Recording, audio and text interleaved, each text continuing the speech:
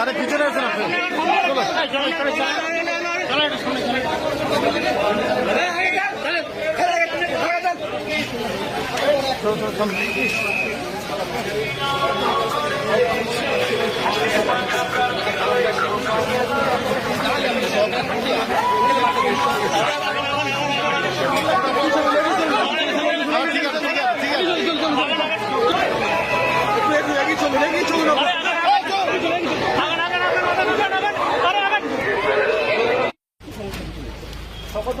দাদা যে অভিযোগ ছিল সেই অভিযোগটা কি সত্যি? দাদা মহিলাকে ধর্ষণের অভিযোগ, আপনার বিরুদ্ধে ধর্ষণ কি বলবেন?